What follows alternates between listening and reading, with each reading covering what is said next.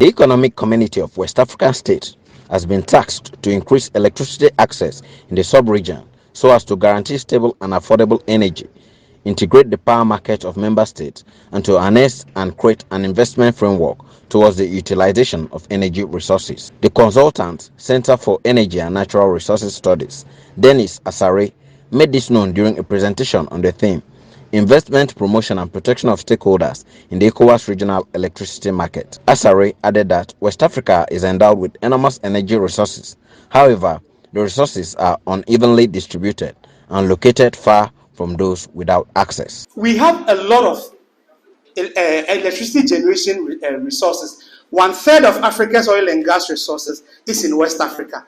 And if you combine our hydro potential, we could produce hydroelectricity of almost 23,000 megawatts. That's combined if you put all our hydro resources together. In terms of wind, we have a very good or a significant rate of wind speed that can generate wind energy as well. And we saw the presentation in ECRI talking about our capacity and how the amount of renewable energy that we can generate, as the same also as solar energy.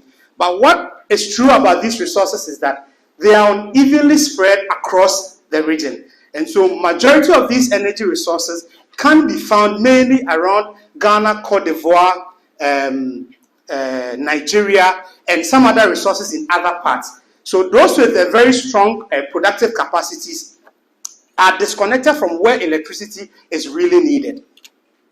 So this is a trend of our electricity access over the years. And as I already mentioned, 163 million people of West Africans still do not have access to electricity. And over the years, our progress has been relatively slow. Majority of the electricity access that we are achieving is centralized in the urban areas.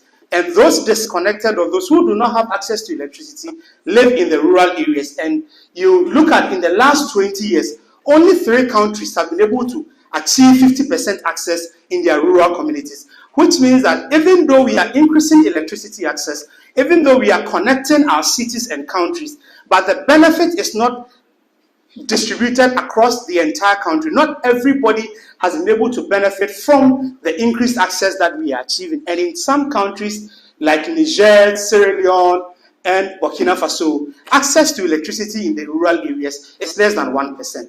And these are the areas that poverty is very endemic. And so one of the ways that we can address poverty also in the region is to accelerate energy access in the rural communities. For you to achieve your energy goals as a country, you should be able to comprehensively plan and predict how much energy will I need in the next 10 years or in the next 20 years. What sources of energy can I put together to generate that energy? Who are going to buy it? What will be an affordable tariff so that everybody can benefit from that?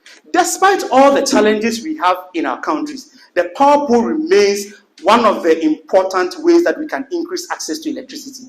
It is without doubt that although there are challenges member states are facing, but the pool is one of the panacea or the most effective ways that we can increase access. We need money. Money is one of the reasons why we've not been able to achieve all of these goals since 2003 that we passed the energy protocol. And if you look at sub-Saharan Africa, we need averagely about $9 to $33 billion every year in order to develop our energy resources.